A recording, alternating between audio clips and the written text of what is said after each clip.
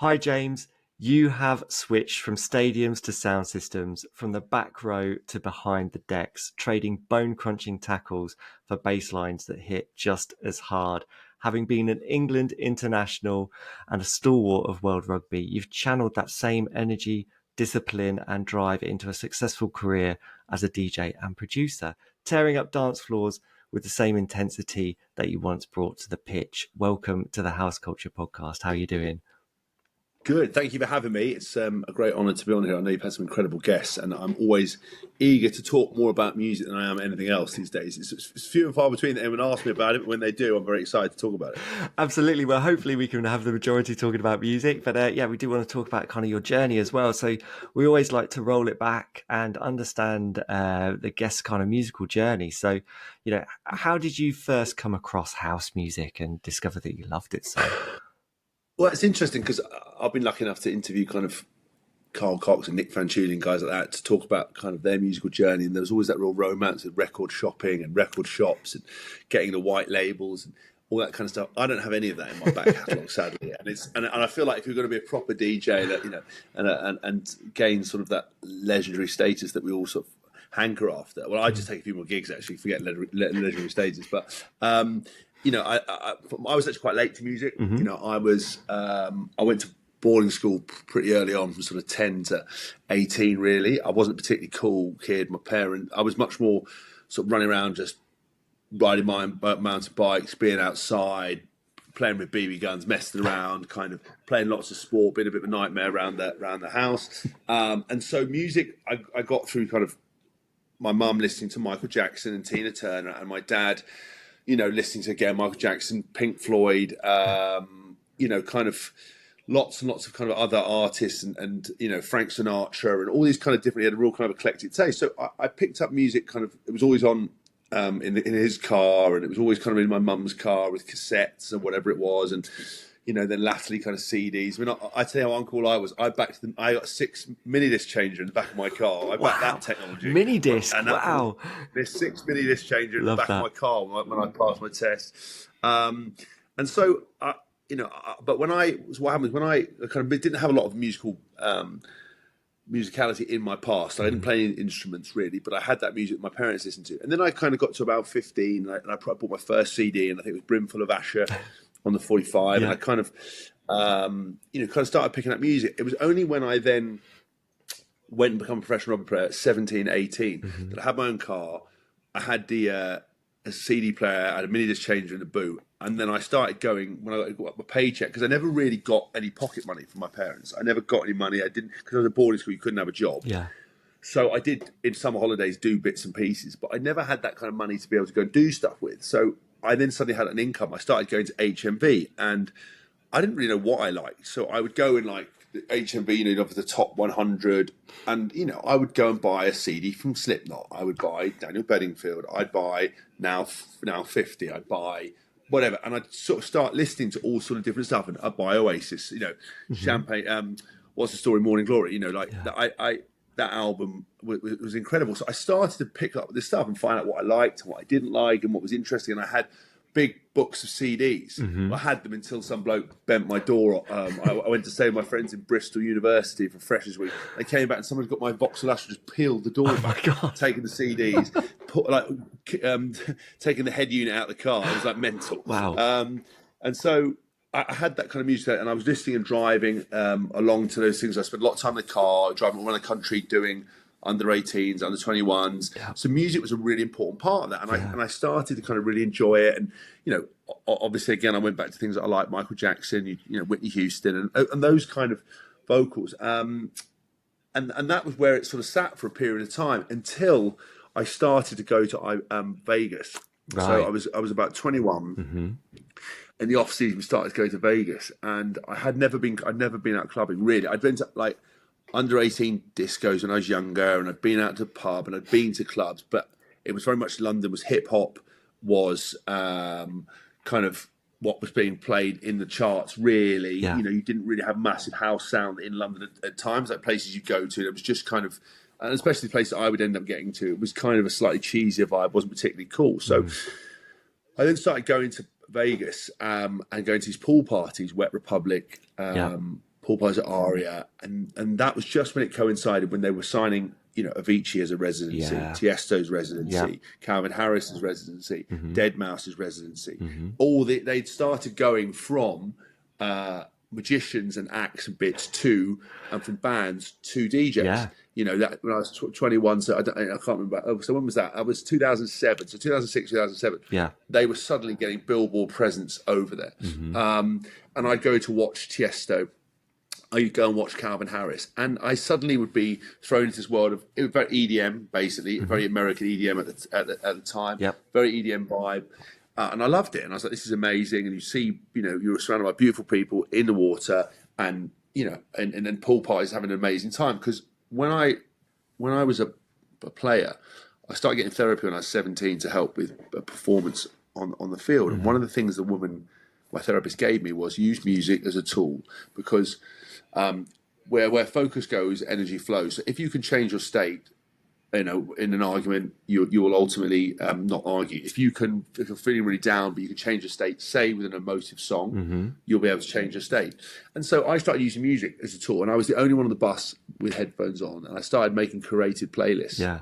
And when I first started, I had like Walking in Memphis, I had Coldplay, I had The Wanted, I had Michael Jackson, I had Oasis, I had whatever. And then by the time I finished when I was 35, my whole journey was all house, tech house, No way. techno. Yeah. And I've got all the playlists on my iPhone. So I was using music as a tool, and I understood the emotive power of it to change state. And if I was feeling down, post a game, listen to positive music, feel great. Like if you're feeling down, you hear a great song, you feel upbeat. Absolutely. Equally, if you feel shit and you listen to a bad song, you fucking push you over the edge. So, and like, if you have a breakup and you're in the car and you listen to Magic FM, you're liable to drive into a wall screaming, "I love you." You know what I mean? It's just how it happens. But that's why on a summer's day, windows down, sun, it feels amazing. So I would then, because I was using music like that, then I started going to Vegas, and you started to see with someone controlling people's moods by the front of the thing, and because you associate it with sunshine and beautiful people and partying and vibe and EDM, and I saw this DJ from everyone's attention was on it, and I was like, I want to do that. I said, I think that looks like something I'd really like to do, and I was like, and I actually am a real nerd when it comes to technology. Like, I love all the tech. Well, you had the 6-disc mini disc changer, so yeah. I was real niche, and so I was a real nerd with like cameras and technology and laptops and DJ equipment and stuff, and I just it kind of all culminates in that point where around 21 I started getting into that, and then actually I tell you there was a point where I met Simon Dunmore at I think about 25 from Defected, and I remember. He was a rugby fan, a Northampton Saints fan. A friend of mine, Luther Burrell, introduced us, got into Simon, lovely guy. He came around and gave me a DJ lesson at his house, which is amazing. But I obviously didn't appreciate who Simon Dunmore was. Right, yeah. Because I didn't, because I was EDM, and then I was like, I started going to Tomorrowland. Yeah. And watching with more EDM, but obviously got different stages. But I'd start to hear a bit of sound, and I actually quite like techno, bizarrely, but like... vocal techno, not pots and pans. Like I can't do hard house. I'm not no offense to guys. It's amazing. It's just not for me. Yeah. So I was going to that, and then I remember Simon gave me a lesson, and everyone was talking about Defected and Simon Dunmore, and I had no idea who he really was. I knew Defected was cool, and my mate was telling me it's cool. But then I started to look into it, and I was like, oh my god, he's an absolute G of the scene. He's an incredible DJ. I mean, their label is they're responsible for most of the labels that he's looked after, responsible for putting out most of the tracks that we absolutely love. Yeah. So then, when I went to give me a DJ lesson, I started trying to play some of the music that I was playing, and I'd see his face. And because Simon's not good at pretending that he doesn't have that, like, he's just very up and down. It's great. He's like polite, obviously. Yeah. But after a while, I was putting these tracks on, and he was like, what the fuck is this? And then he started to go, you need to listen to this and go and look at that. Yeah. And this is what you need to play, and check this out. And then that opened a whole door to soul and funk and Defected and classic house and music. And I was like, oh my God. So then I basically then just never listened to EDM again. Yeah. Ever. I was like, and now I can't stand. And again, no offense, I can't stand it. I know it's massive, big arena, so I just don't like it. Yeah. That's what happens when you over listen to stuff or it changes. So basically, that's where I got to. But it's been like mad. It was like a real late start. Picked up, went down like a lot of wrong paths, then got epiphany with Simon, and then again, latterly now with Mark Knight. Yep. Who him and I become, best mates really, and he's become a mentor. And he's done more for me than anybody. Actually, him and Carl Cox have been amazing, but Mark in particular has gone above and beyond. And he then opened a whole new journey about Mark, because I knew who Mark was with Toolroom, but not again. Like Indeed. I had to go back and go like, who the oh my god! And I'm like, asking stupid questions. I'm like, oh shit, he was like the original megastar disc check. He's been around, built the most, the most successful kind of label number of times. Beatport top tech house selling label 2 years in a row. I'm like, so anyway, I then deep dive into all of his back catalogue and all the stuff and the Man with the Red Face. It's like, oh shit, I love that song. I didn't know it was yours. So again, I've just been all over the place with that. Yeah, no, I mean, what a journey. And like, we have been lucky enough to speak to both Simon and Mark on this show as well. So, anyone who's listening right now wants to dig into their careers, it's there for everyone to listen to. But, I think as well, that journey that you've had, whether it's a late start or not, the EDM scene, especially when it blew up in the States, a lot of people, especially in the kind of like house scene or whatever, are a bit snooty about it. Oh, the Americans, they're finally kind of getting it. But like what we've seen as well, and what everyone will attest to at this point, is that was like the gateway for so many people to discover this type of music and then discover their love of it. And then like exactly what you've just done, dig a little deeper, and then suddenly I have no idea about any of this, but this is what I hold dear now. And the rabbit hole is as deep as you want it to go. Yeah. But I mean, like if you look at Chris Lake was making EDM. Yeah. And Chris Lake's one of my favourite producers. I think he is incredible. I think him and, Sammy Vergi and Chris Lorenzo, they're kind of on this real zeitgeist thing at the moment. They're just making absolute bangers. Chris Lake's album Chemistry was like incredible, and just the versatility of it. But he was making EDM. And it's like, the thing with it I'm very aware of, because everyone's really, like any art form, encourages people to be really snotty and up their own arse and look down their nose, very judgmental. And people will think there's this perception of cool. Like people can tell you what cool is. Like nobody can tell you what cool is. It's like, people walk around in capes and don't really speak and look all moody and edgy and shit like that. Like that's not cool. That works for you, and some people think that's cool. But like equally, so I never look down at any individual genre. I just don't like EDM anymore, to the point where, if you listen to lots of music over again, it loses that power and emotive energy. Once I then tasted something else with a different style of musicality, that just sort of fast-paced hammer, boom, big drops, big builds. It's great in festival. And I went, like I said, I used to go to Tomorrowland and do it sober because I was playing, because I love the music. And, I'm not a big drinker anyway, but, going there, I was absolutely like enthralled by the music and I loved it. It was just that when I started to go down another direction, from what's happened when I started producing music 6-7 years ago now, the music I made first to what I like now, and what the track I finished yesterday, it's, you need to keep it in a certain lane, but they're completely poles apart. And it was because my tastes keep changing and I keep learning what I like. And so, people go tell you, oh, this is cool and that's not cool. Listen, EDM, they're selling out arenas. They're doing like hundreds of thousands of people. That they do not care about any of it. And do you know what? If I liked that music, if I wanted to make that music, I liked it, I think it'd be amazing to do that. Absolutely. Equally, Will Clark, he's a really good mate. He's been brilliant with me as well. Eli Brown, I love that kind of techno. I like that kind of stuff. I love Tiger Stripes. I think he's one of the best producers. And again, I when I started finding these people, I always sit and I go, what is it I like about these tracks that I'm listening to? And it turned out a lot of what it was I was listening to that I liked was because of garage. So I missed that part, but obviously when I was that younger, garage was everything. Craig David, Artful Dodger, as MDJ like an MC Neat. That was kind of what I came in, and what I really liked was the skip and the swing, but I couldn't articulate that because I didn't know what I was listening to. So I was like, oh, I like a bit of garage. So now all the stuff I make has got swing on it, it's got skip on it. But EDM doesn't necessarily have that. It's quite straight a lot of the time.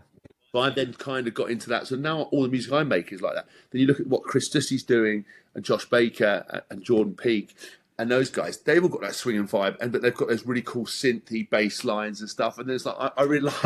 I thought my taste changed all the time, but it's been a mad journey. But I could quite happily go and have done many times. Listen to Carl Cox play, techno. I love techno. I could do it no problem. Like the certain types of like the Tiger Stripes techno again. Yeah. Smuggling hot dogs in your pocket and stuff like that. They're a wicked kind of tracks. Yeah. And that for me, it keeps evolving. But actually, as a producer, it's so easy to get off on tangents. So I let myself evolve, but I try to stay back where in my lane. Yeah, I mean, there's inspiration everywhere, isn't there? And to understand what you like as well in a musical sense, in terms of like you just described about skip and swing, I think it's really hard. Someone who's not very musical, but is into music, can't trying to describe what they like. Oh, I love that little spacey sound or whatever it's like. How do you articulate that in a studio? I mean, how terrifying or inspiring was it for you when you retired from rugby? What was it, 2019, was it? Yeah, 2019. Yeah. I mean, was it like, okay, rugby's done, I'm going to start producing, or was there kind of a crossover? And how terrifying, inspiring was it to kind of change that lane and make something new for the first time? Yeah, well, look, I mean, you said in the sort of, give long form answers. I mean, with everything with me is always long form because it's always just such a convoluted story to all of it. But I basically I love DJing. Right, all I want to do is DJ. Again, when I talk about people being snotty, people go, "Oh, did you learn on vinyl?" I'm like, "No, I didn't." But I don't. I'm not going to carry vinyl around. I don't need to. Yeah. I probably could learn on it.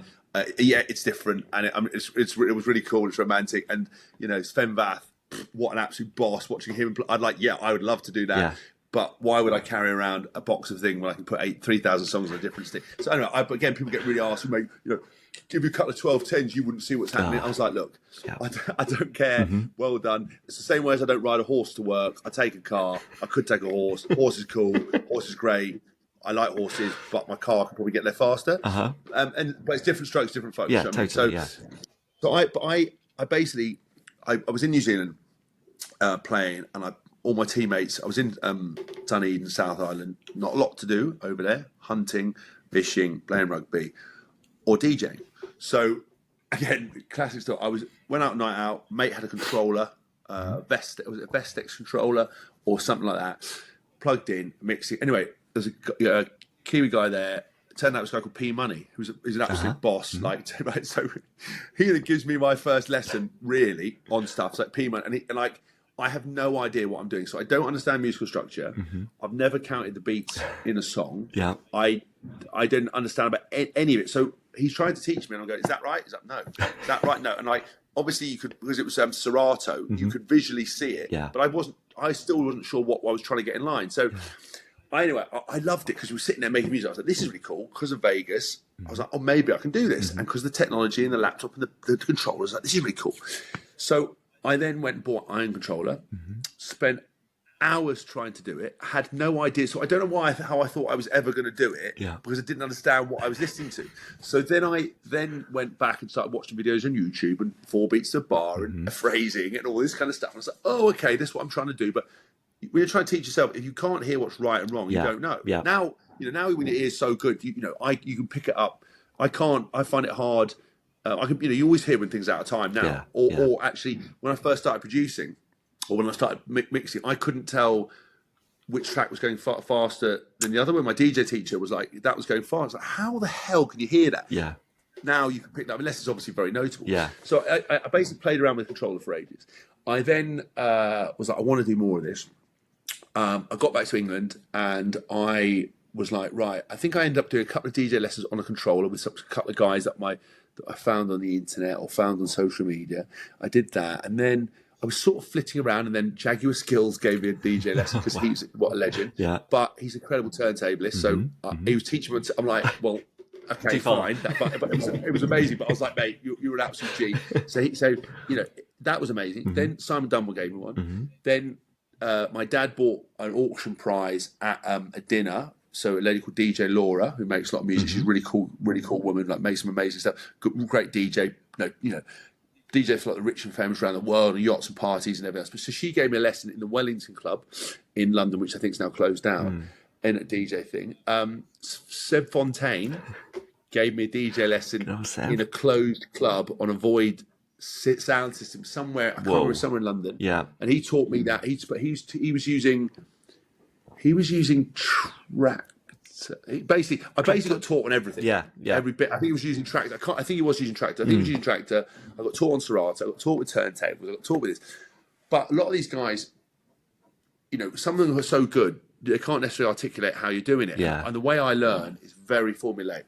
Like they go, here's the skill. You have to walk through it. Show me what it does, and then I can go away and work on it. Yeah. You can't just tell me to be creative. It doesn't work like that. I can't do that. Some people can just pick it up. I can't. So then I signed up to do a one-on-one DJ lessons on a 6-month course with a place called Sub Bass, which has now gone bust. And basically every week I went up, saw this bloke called John, I can't remember his name, who taught me to DJ on CDJs with record box. And I did it 6 months. And basically, if you were good enough at the end of the course, you got an opportunity to DJ at Ministry of Sound. Yeah. And I was doing this course while still trying to play and traveling and working and whatever. But I was loving it. And I kind of got really excited. And then they asked me, would I want to DJ at Ministry of Sound on the balcony? And that used to be a bar area. It's like a separate area. I think they've changed it all now. And I was like really nervous because I'm not normally, my dad not pushed me, but always encouraged me to do things. And I'm probably a bit more sort of shy than perhaps I come across. Now I'm not, but back then I was a bit more like, I'm not sure. And I was like, Dad, they've asked me to DJ. I'm not sure. I don't know if I can do it. It's like, son, you never know until you try. So I went and did it. And my first track came on, one of the decks went into emergency loop mode.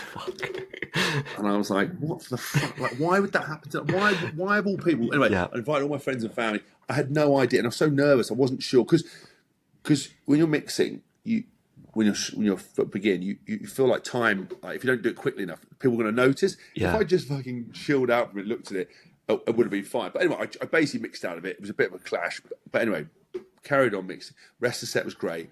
I had an amazing time. I absolutely loved it. And I was like, right, I want to do this more and more. And then I said to my agent at the time, who was a commercial agent, said, look, can I get DJ agent? Because I want to do this more than anything. I was addicted to it because it ticked every single box I had with kind of playing rugby. It meant I had the pressure, the adulation, the dopamine hit, the travelling, the fun, the nerdiness of the technology, the preparation, the feedback, the review of what you'd played in your sets, recording stuff. So it did everything I did, but I wasn't getting shit kicked out of me. And you're playing music that you liked, that had that emotive power, so you felt good, to people that if you got it right, they were having a good time. It was the perfect mix. And I was like, this ticks every box for me. I'm like now addicted. So I did the Minister of Sound thing, and then I got an agent, and he was like, came in, he was a bit of a prick, and he was like, why DJ? And I said, because I love it. It was good because you're not going to make any money. And I was like, I don't want to make money. I just want to play. I want people to play. I don't care about money. That's what I want to play. And that was probably when I was 29, 28, maybe. Yeah, no, actually, what am I talking about? That was probably when I was 30. Right. So I was 30 years old, and I then started doing these gigs, doing university gigs, bits and pieces up and down the country. And the thing with the sort of snobbiness around all this stuff is that I've literally earned my spurs to the point where I've been doing this maybe longer than this. Actually, probably when I was 29. I've been doing this for a long period of time. I'm 40 now. I have been to every good place, shit place. I've played to 1,000-person room. And the promoter told me to sell tickets to one bloke who didn't turn up. I've played to nobody a number of times, million times. I've travelled everywhere. I've asked for I've asked for a tech rider, and I've got something that I've never even seen before. Yeah. I've played to nobody. I've just had this journey where I've just really applied myself because I loved doing it. And this the kind of snobbery where people look down, they kind of know at it, and you're like, look, I honestly have tried my very best with this, and I've for me, it's all I want to do. And the music production stuff was initially a means to an end, because back in the day, Carl Cox could be the 3-deck wizard, and he didn't have to make music to be successful. He was DJing was what spoke. Sven Bath the same. Obviously, I know Brook Cocoon, Mm. you know, Villa Lobos, you know, same. These guys were DJs, turntablists, but then now to be successful, you've got to make music. So that's when I started getting into the music stuff. But the DJing thing, all I want to be is a DJ, and I have to make music to get those gigs. I've now fallen in love with making music, but it's still the real core of this is I'm not a producer, I'm a DJ, and I will do anything I can do to get these gigs. And I've literally said yes and tried everywhere, been to everywhere. I've lost money on stuff, I've paid to play, I've done everything. You know, to try this. And so when people sort of think I'm a flash in the pan wedding DJ, I get really fucked off because I'm like, I couldn't be any further from the truth. People still don't know I DJ. People still don't know I make music. I had my 29th release out on Friday, depending when it's come out, Rock the Rhythm with Dope Earth Alien. I'm doing this properly, and I'm literally recording my sets, sending them to one of my really good friends, Alex Grover, because of who once I finished that DJ course and then went and worked with him because I was like, well, I can always get better. You can always get better. So I still go back and do lessons now with people on online courses. I did the Radio 1 DJ's course the other day. I can't remember. Danny Howard? No, the main one. I can't remember the top guy. You know, the one that's like synonymous, the actual voice of Radio 1, like for House of Dance. Oh, Pete Tong. Pete Tong, sorry, God, yeah, no, the legend. Sorry, Mr. Tong. So Pete Tong's, I did his course. I've done loads of stuff. I'm always topping up to see if I can get better and how I can learn. And that, for me, I take it so seriously. I mean, you're putting in the graft and the hours, and you're demonstrating that this is something that is, like you said, it's not a flash in the pan. I mean, but it's still not getting it. I'm still not getting anywhere with it. I'm trying. It's very, very incremental. I've had some like real peaks. I get these like amazing moments, but I would say 90% of DJ sets get booked for, I don't play any of my own music because it's not what the crowd wants. And you're like, fuck, all I want to do is play to people who want to play. I think I've got these. I also think if it wasn't me, I think some of these releases and stuff would have done way better. There's genuinely, when I call up and sent music to people and they've gone, I just can't release a James Haskell record. So I know James went to Haskell. They're a bit more keen to do it, but I find it's a very closed shop. And so so that's why Mark's really helped me. And Carl, I was at university recently. He played 2 of my tracks. Amazing. He played one of my Burning Man. And just that incredible support and kindness. And he's like, and that endorsement as well. That's what will really. But he's also, if there's a lesson in this industry where everyone's a bit weird, a bit edgy, a bit cool, a bit, would literally, if you're on fire, but they can get into a VIP area, they trample on you to get into it. And will not trample you to put you out. They just trample you, right? Carl Cox is the biggest legend of them all, the original OG, the original king. And he is the nicest, most down-to-earth, most humble, most kind. And I'm like, sorry, can everyone go, all of you are scrabbling around to getting VIP areas and bottles and get your phones out and doing this and looking down your nose. Just look over at how the top guy's doing it. That, for me, is a lesson. And I always wound up with Mark. I said, if I do make it, well, I'm going to make it, but when I do, I said to him, there's going to be about 2 months where I'm going to be too cool for everyone, and I'm going to drop you like a hot potato, and if you can't talk to me, I'm going to get security to usher you away, but what I'm going to do is I'm then going to realise the error of my ways, come back, apologise, we'll make up, we'll come back together, but I need that period of like really rating myself.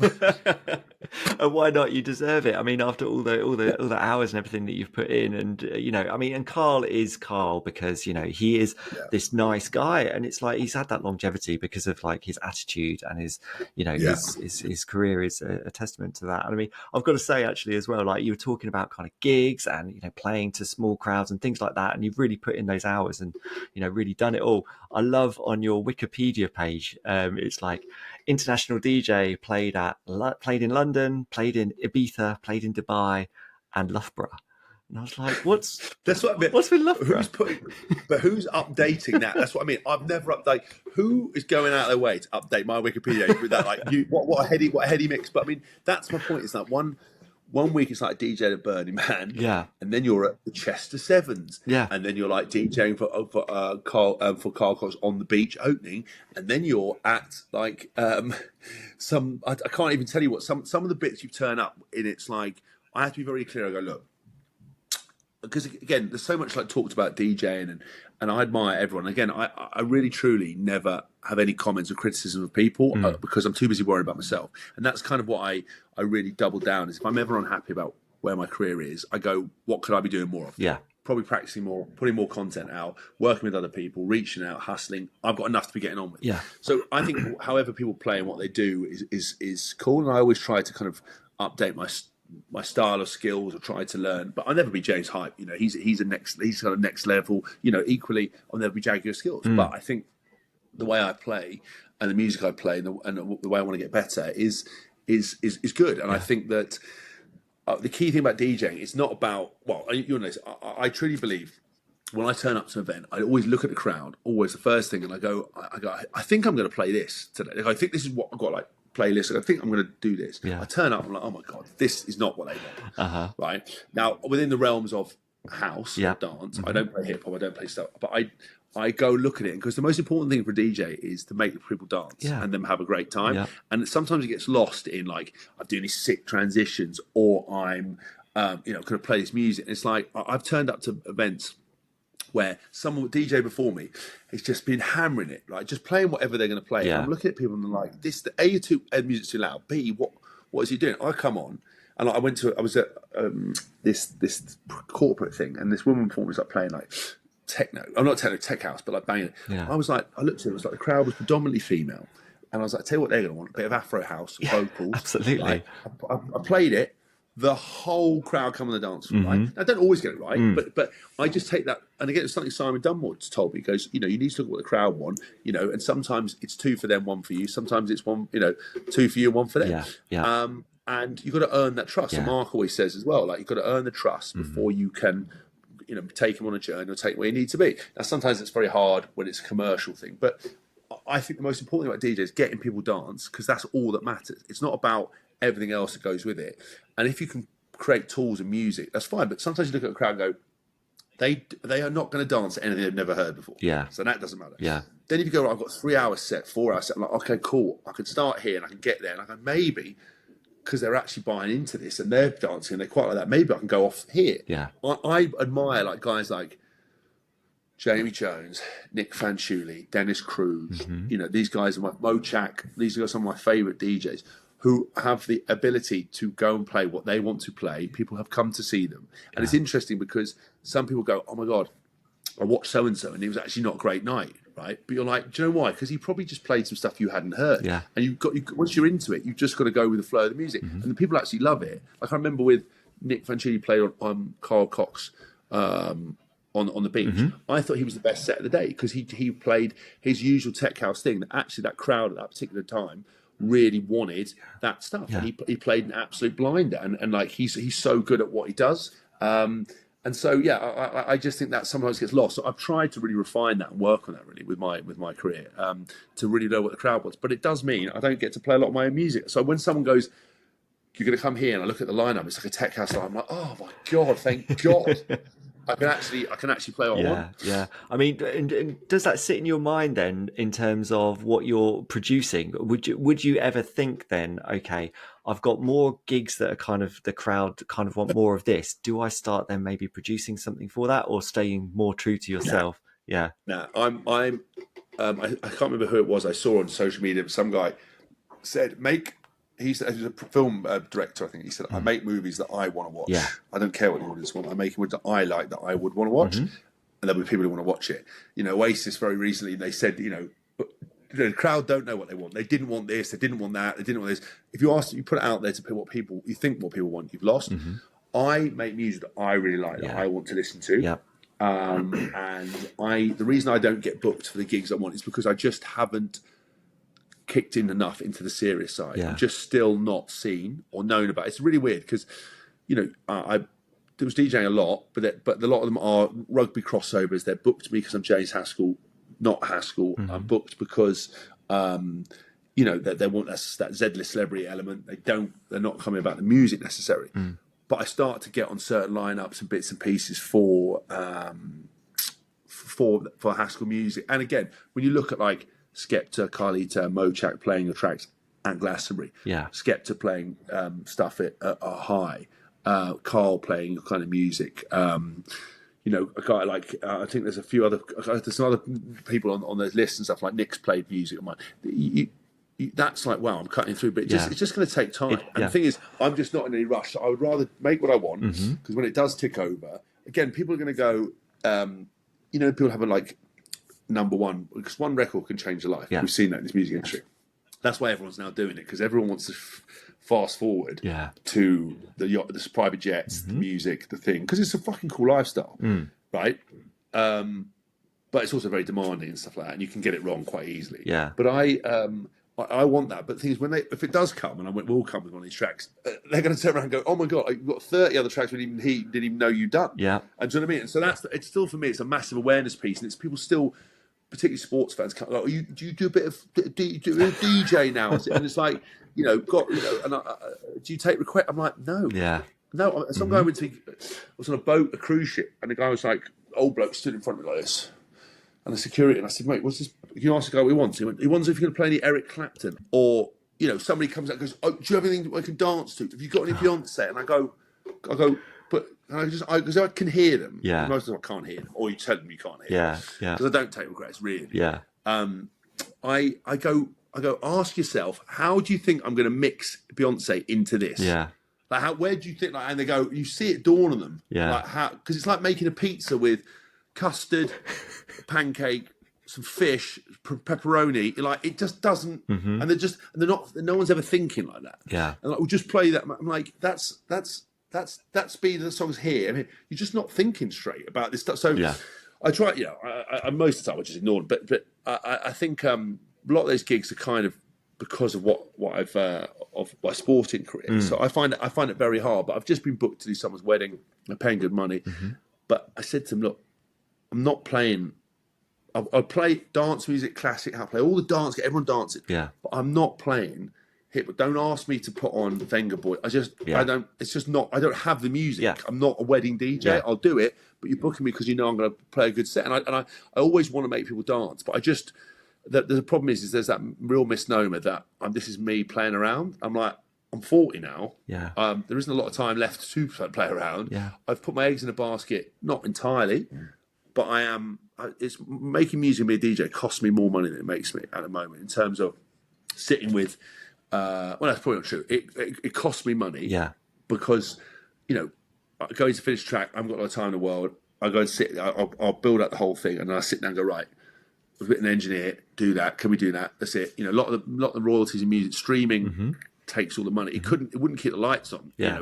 There's 30 tracks unless you make it into the big time. So where you get the money is the DJ gigs. So you've got to take those ones that you don't really necessarily talk about them in the off chance that you go, please come in and book me for the Brovnik for tour room. You're like, sick. And then you get an opportunity and play it. And the guy, they absolutely love it. You're like, oh, thank God. And then people go, I didn't know you DJ. He's like, yeah. They go, actually really good. I'm like, thank God for that. Absolutely, and you're putting in that time, and it's to reassure you as well. The amount of DJs and producers that we've spoken to on this show. I mean, you're going to be episode 88, so the 87 previous guests that we've spoken to. There have been so many stories where people are like, when I lost money, when I was grafting, when I'd get my paycheck and I'd spend it all on vinyl the next day and whatever. It's like, you have that passion and you're seeing it through. It's like, it would just be so easy to be like, actually, I'm just going to do this and I'm just going to half-ass it or whatever. You are like fully in, and those 30 tracks already behind you. When that Haskell rabbit hole opens up, when it blows up, people have got all this stuff to discover on the back of that. But do you know what? When you asked that question, because I sort of went off about DJ and tangent stuff, so when I did the music production stuff, while I was still playing, I did the tour room, the first tour room academy they did ever with Ben Remember. I can't remember what was the name of it. And I did it, and I obviously wanted to make music, but I had no idea. Because everything I in my life, I like to be in control of it. So, like, lots of people never make their own music. They sit with engineers, and it's fine. I don't care. Like, it's amazing. You're still got to be collaborative, and that I don't look down even nose at that at all. Guys that I've worked with, James Hurd, Dean Ramirez, because of art, Lewis John, Nick Sheldon, all these guys. I could spend the next 30 years trying to be as good as them. I'm never going to be as good as them, right? So, but I always want to have control of my life because I don't want to be beholden to somebody else, and I don't want to be able to put all my hands in someone's basket. So I'm launching my own label in January for this very fucking reason. I'm sick to death of people telling me they don't want music, not coming back to me on a come down, not listening, not replying, not responding. If the music industry was organised with any sort of business model, all the people who don't get paid and claim not any money would earn money. The whole thing would be way more efficient. Yeah. The whole thing would be way more successful, and everyone would earn way more money. But it's like a shambles wrapped in a clusterfuck, in a box of calamity. You're like, for fuck's sake, no one ever replies, because I'm used to rugby, straight up and down, look in the eye, business, be honest, get on with it. You ask me to do something, I do it. You've got to turn up at training, it's going to happen at this time, all that stuff. I haven't got time to kind of come down, or I haven't picked up my phone over the weekend because I haven't checked my emails. Like, I had an agent once, a manager. The time they got one track signed, I got 8. And it was like, we're not really feel like the relationship's working. We're not really earning money out of DJ. I went, because you're not doing anything. Every time I email you, it takes you 3 days to get, because we're getting back into the office. I'm like, I've never been What, like, I fuck off. Like, what do you? So I find it really frustrating. And these people go, yeah, but I don't get paid. I'm like, because you're disorganised. You don't finish anything in time. You don't even fucking run your diary. It's like engineers half finishing stuff, forgetting stuff. Oh shit, I'll get that to you. It's like, get a diary, organise yourself, put shit in it, do it in decent working hours, deliver it, and do you know what? You'll make more money. So I did a production course, right, with Ben Remember, longer now, probably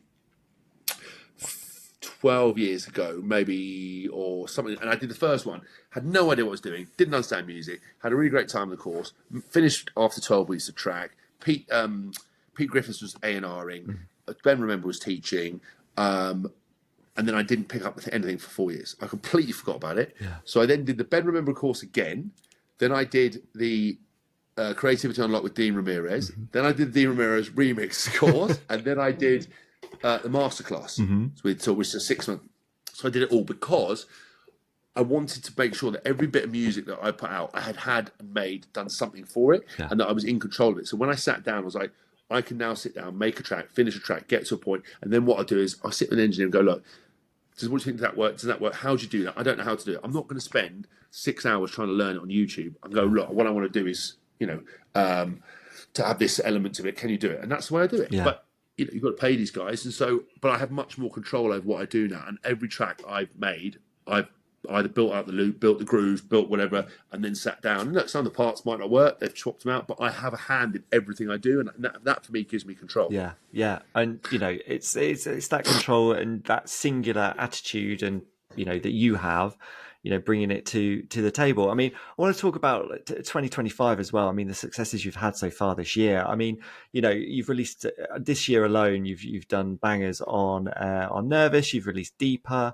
A few on Tool Room, Perfect Sound, Shake That, Myth and Nix, we've done Swat, Alianza. And that Tool Room, you saying you've got a great relationship with Mark as well. That seems like a really good collaborative partnership you've got going on there. I mean, well, he's really honest as well. Like, so the thing is, again, because people will then. Again, I always talk about these mystery people. Again, I don't care what anyone says, but it's kind of.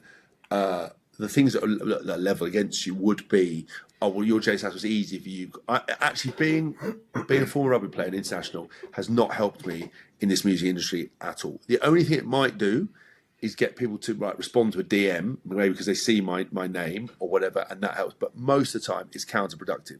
And I genuinely mean, I think if some of the other people had released music or done the stuff, would be more successful than I am at the moment. And when I come on a podcast and you're very effusive about it, and I love the compliments, I find this is the most challenging part of all the things I do, and I feel like it's the least successful I've been at anything.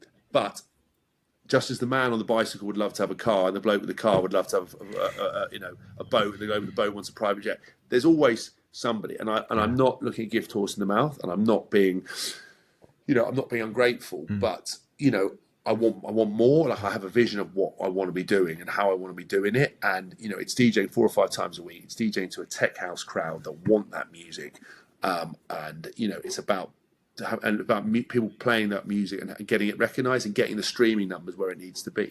Like I got a shock. My Shake That was like Beatport Top 100. I was like, oh my God, I find these little moments and I do go, wow, I really enjoy it. I go, this is wicked, what a compliment. And I don't take it for granted. But because of my attitude as a sportsman, I want more and I want it now. I get frustrated when I can't make it happen. But this year has been amazing because I've had a release every month, so 12 releases basically. And again, some click, some don't. Yeah. The hard part for me is I don't have an engaged musical audience. I'm picking people up now, getting people, but it's not like Clooney. Someone like Clooney. I mean, I'm not comparing myself to Clooney. Obviously, he's an absolute legendary. But Clooney, great guy. Met him. He actually he's a rugby fan, so he knew who I was, and that was even more. I was like, oh my god. Yeah, we sort of had a lot of him. He was really cool, really nice guy, and he's obviously absolutely smashing it. But if you look at what he's done, and the secret to him is he has an engaged audience. So as soon as he puts a track out, guaranteed 1 million streams because he's playing all the time, and when he puts on an event, sells out. Fisher puts on an event, sells out. They have an engaged audience. I do not have that engaged audience. So if I did, and I was bringing a really engaged audience, I would be more successful by DJing because promoters, they want tickets and money. Yeah. They're not asked about the music necessarily. They would put me on lineups. That's why you look at what Wang's done. Great guy, lovely guy. Met him a few times. He has built something amazing. He's selling out Ministry of Sound. He's selling out places. He played in the Toilets Are High. He's worked. He's grafted. He's created something from lockdown. But when he puts an event on, his audience buy. Yeah. When I do it, it doesn't work because the transition is too stark from being a sportsman to this. So I'm literally having to go round the houses, uphill into the wind with the snobbery of, you're a wedding DJ, do you know what you do? You press the sync button. Again, who cares if you sync? But I don't. But, the point is, are you a fake DJ? Is someone else putting your set together? Are you, have you got this release? So all of that, people don't know. So what I'm trying to now go back step is rebrand under Haskell. Yeah. Build that engaged audience. And then I will feel like the successes have more value because it's great. But Mark actually gave me a really good analogy. It's a bit like buying lottery tickets. Every track you make and get out, it's like a lottery ticket. That it could happen. Yeah. And people are starting to play the music and support it and like it, and opinions are changing, but it's way too slowly for me. So I've not look a gift horse a mouth. I've got a track coming out next month with Mosserman, a collaboration called Sexy Back. I've got a track coming out in December with Alianza called I Need You Baby, and then I've got my label's going to launch in January, but we've got a big master plan for this label because I'm not going to say because I'm not going to be front of house. Yeah, it's not going to be. It's a different type of strategy. Okay. So I'm going to just keep it on the down low because I want the music to stand up. Yeah, because everything I put my name on, people get snobby. So you won't even know I've released this label until one day I'm like, wow, that was mine. Well, yeah, like, really? That's it. I was going to ask you. It seems like I don't want to push you too much on it because it's obviously a work in progress and it's launching in January or whatever. But that's really, really exciting. And like you say, you've obviously got a vision and you're very strategic. So I'd be interested to know when we can know more on that. Yeah. Well, look, it's definitely I think again, it doesn't matter if we come up with a label. I know what the sound. I've been working at it for a long time. I know I've got an idea of who I want to release and the artist, the sound. I want the label to be about music, right? But about it's not about the cool part. Like if somebody makes a good track, I don't care where they come from. I'll give them an opportunity. Yes, you want established people because you want to grow it. Obviously, there's a business mindset. So to get Cruzy on, to get Cassim on, to get Mark Knight on, to get Tony Romero on, to get Mo Chang, to get all these guys you'd love to put on would be amazing. And that's the plan. But I want to create an opportunity for whoever who's got the music, and I listen to it, and Mark's going to teach me A&Ring, and we're going to go and do it and make it and make it successful that way. But it's not about cliques; it's all about music. Yeah. It's not about cool. And the idea would be to put on events. And I just want to give people opportunities because if someone sends me a record, I've had it. I told you before, I can't release a James Haskell record, or some feedback I got. Listen, we're just looking for cooler heads than you. I'm like, okay, right, fine. I'm just going to listen to the music, and I go, do I like this song? Yeah. Will I play it? Is it cool? Yeah. And then I'll look at who's released it, and they go, "Oh, it's somebody." I'm like, "Fine, have it. I don't care," because it's not about that. It's about the music, and that's what people have lost their way. And all these people pretend they're like open and cool and down to earth and relatable. They're looking down their nose at stuff, and you're like, "That's not. You're not being genuine to what you're saying. You're putting one thing out there, and the one thing I always am is genuinely and unapologetically the same. If you meet me today as you tomorrow in 2 years, I'll always be the same. Yeah. I might be a bit of a prick. I'm not everyone's cup of tea, but at least I'm the same consistent prick that all the time, you know? Well, it depends if you're in that era where you've made it, like you were saying earlier, where you're just going to have those couple Yeah. of months to yourself. That's fine. Yeah. Oh, yeah, exactly. It's very true. Yeah. Oh, yeah. I'll just push your face in the mud. Get the fuck out of the way, mate. I interviewed you for House Culture. Shut up. Get security. Get him out. What's he doing in my green room? Get him out. He's in that era. It's fine. He told us all about it. Yeah, he's in that era. But it's cool. But then when I do my autobiography on it, it'll be that era where I got a bit fucked up. I was just a bit crazy. I had a drug problem. I've come out of that now. I preach about like health and fitness and the Lord before I DJ. I've got the whole idea sorted out. Then I'll relapse. When I get back. Yeah, it's a big story. Looking forward to it. Look, we are talking about great tunes and things, and your vision for labels and stuff like that. And obviously, you've got a good ear and a good taste, of dance music, being a producer yourself. This is the moment in the interview where we're going to talk about your choices for the House Culture Perfect playlist. So for any listener that's listening, this is the playlist that exists on Spotify. Every single guest has submitted 5 tracks based on different themes to this playlist, and it's a whole huge long playlist now, considering all the people we've had on before, and it's so eclectic because it's not necessarily any kind of framed through dance music and house music, but you've given me your choices, and as we said before we put the mics on, like, just give me a little sense as to why you've chosen these. I can read them back to you, so you don't need to remember off the top of your head if you need them, but I do remember all that. So a Catalyst tune, something that kind of opened your ears to electronic music, and you have kind of touched a little bit on the scene that this was born out of. You've chosen Levels by Avicii. Tell me about your relationship with that tune. Yeah, I mean, that was just, when that tune came out, that was when I was going to Vegas, and I actually saw him play before he sort of had that thing. I saw him play at Tomorrowland, and I actually, what's really interesting is I remember turning around to my friend in the crowd. I went, look at that guy, man. He's got everything. He's fucking young. He's making music. He's absolutely smashing it. That's the dream. That's what I want. What an amazing guy. What a talent. What a legend. He must be amazing. 4 years later, he'd taken his own life. And you're like, that's crazy. Not being down, but it was just interesting. So I was looking at him, wanting what he didn't want to be there, didn't want to do it. But that track, I think, he was a genius at what he did, and that track was just so smart that even wherever you played it, it's just so uplifting, so positive. I don't know what key it in, but wherever it is, it's the right key, and it just absolutely, it just the key of banger. The key of banger, yeah. It basically has that emotive feel, and again, just pool parties and moments. And as soon as it came on, everyone's cheering. To be in the crowd, and actually, I worked my way to the front row in at Avicii, and like it's really hot in there, like really hot by the thing, right? And I like worked my way through, and people like that. I'm obviously a big unit. I got to the front, and there was like one person for the barrier, him and his couple were there, and I was like in it, and they was like dancing right next to him, like sweating, and he was like looking at me. I was like, mate, well, you're not going to last here, pal. I was getting into it. I was like, you're not going to last. It's way too hot for you here. And he's like laughing. He's missing something, mate. You're never going to make it. You're way too hot. And then obviously after about an hour, he basically had enough. They had to like carry him over the barrier. I basically talked him out. And I was at the front, just living it up at the beach. His Levels came on. And it was just so euphoric. And, it was on my playlist pre-match. It was just, it's just a big, big track that I think, launched him, but launched everyone, that whole other sort of side of that music. Yeah, I mean, and if you can point to one tune from that era, that's probably number one as well. It's absolutely massive. Okay, cool. So another tune, a floor filler. I'm so happy you've chosen this as well. I absolutely love this. Music Sounds Better With You by Stardust. Yeah, I mean, whenever I put a classic house set together or whatever, when those chords and those vocals come, everybody's like, right, that's that. So you just know it. It instantly makes you smile. It's so well put together. It's got great energy and vibe. Obviously, I think Who did a little remix of it a lot long ago, a little edit. I played at Twickenham actually when I played the halftime show. I played 82,000 people halftime at Twickenham. Wow. For 15 minutes. It was like, this is the weirdest thing. Like, I got 5 tracks. Yeah. And when I came on actually on the stage, and as James Haskell, people cheered, but most people were like, sorry, what? Yeah.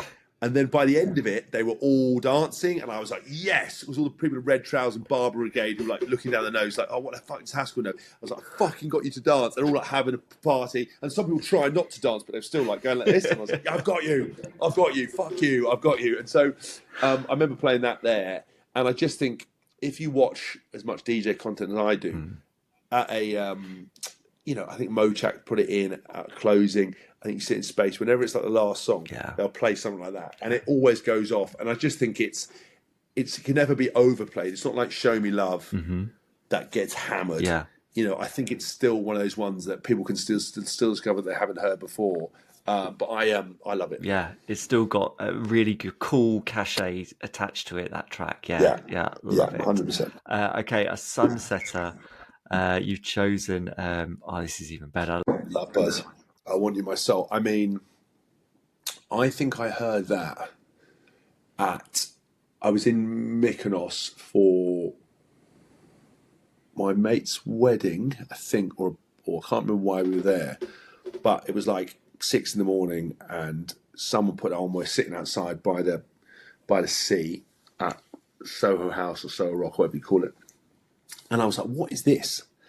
And I remember it was it was amazing, and I was like, I actually once had a moment with that. With like, do you remember Eyeball Paul? Yeah. And they're like, Acid House or something House, Sash or Chicane, and they get it all right, and then he gets to like the 10th question, and he says it wrong. They're like, you lads are shit, right?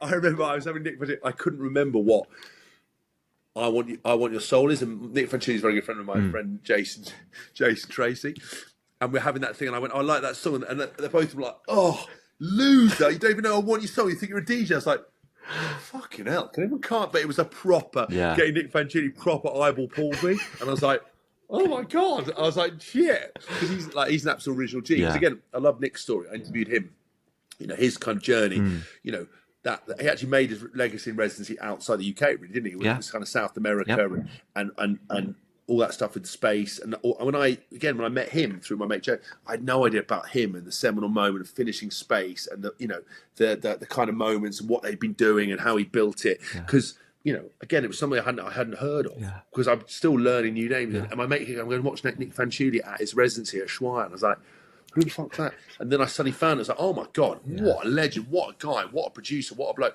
So that was kind of really interesting. But he did proper eyeball Paul me, pull my pants down. I was like, oh fuck!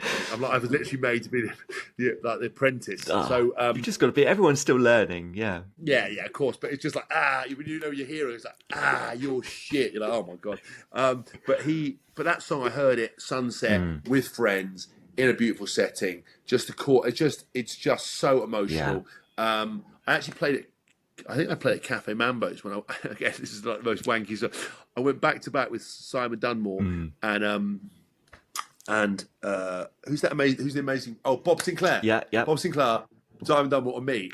I went and I was like, what? That was like a mental thing. I'm not even sure how that happened. Well, Simon got me down and I played Lovebirds then, and that was like amazing. The sunset, that was perfect. Yeah, amazing. Yeah, I know Simon does love that track as well. Okay, a tearjerker, Luther Vandross, Dance with My Father.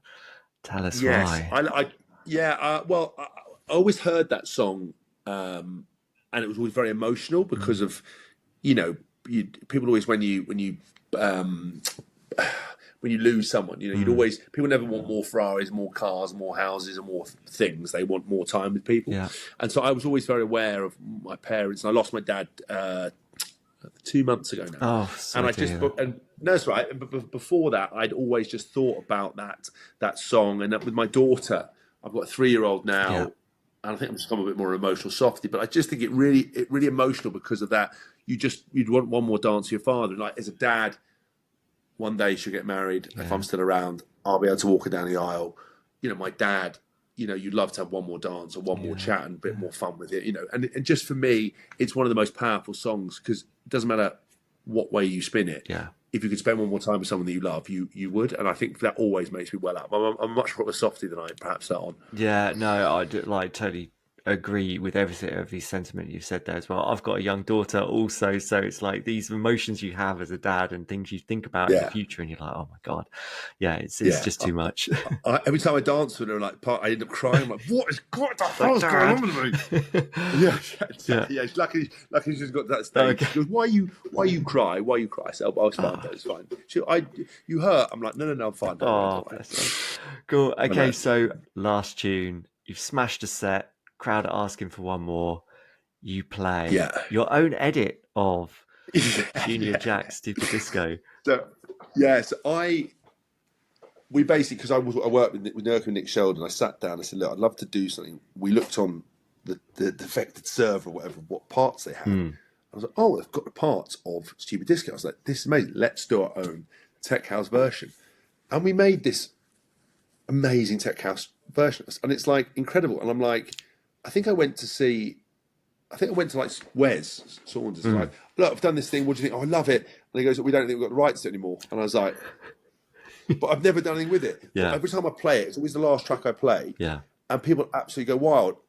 I'd love to get signed one day, but I don't know whether to contact, just say to him what. But Yeah. I've done it. What do I need to do? It's an absolute belter. And so I always use it as my last track. When someone goes, one more song, I play that and everyone loves it. But again, it's another one of my 98 finished tracks that I've got that are unsigned that's just sitting there. And I'm like, fuck, because I can't. That's the hardest part, trying to get people to sign music. I don't have any management. And I just have to do it all myself, like everybody. I'm not complaining about doing it myself, but it's like, because there's no like, it's not like a rugby club. You go to a club and sign a contract. It's like, I message this A&R, he doesn't reply. I message the artist, doesn't reply. It's like, there's no central hob of contact. There's a track stack. I'm like, Yeah.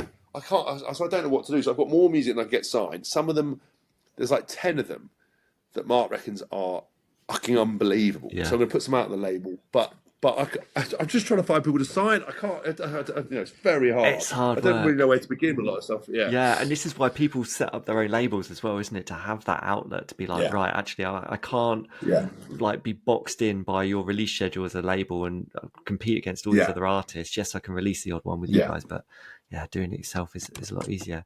I mean, this is so we've done the final tune. This is the final question. I mean, this is the House Culture podcast. We are House Culture, and we're all into, the music, personalities, artists, fashion, all of the things that make up a cultural movement. I mean, you've come into this, as we've discussed, as more of an adult angle on the culture of the scene. What do you take out of it, and what always attracted you to it? What do you see the cultural movement of house music? What does it mean to you? I think the cultural of house music is very simple. It's everyone's equal on the dance floor. Everyone, the cool is what you want it to be, but your own uniqueness, which other people don't find cool, is cool in itself, and that is what is important. And nobody has it nailed, and everything comes in trends and flows. And the great thing is that it doesn't matter what's going on in your life or what's happened. Music is such a powerful tool to bring people together, to bring vibes and entertainment. Everything is an extension of it. A DJ is a facilitator of a party and an event. He has become the star, but ultimately he's playing music, his own music, other people's music, to get people to dance. And that's what house culture is. It's about turning up, being open-minded, not being snobby, dancing, having a vibe, sharing music, dancing like you want to dance, doing what you want to do, and just being free, because it's escapism from the rest of life, which at times is shit and amazing, but it's hard. And so it's important to remember that, Yeah, awesome. You've absolutely nailed it. All right, James Haskell, Thank you. I've loved speaking to you. Thank you for being on the House Culture podcast. I've just spoke at you, really. I mean, it's like,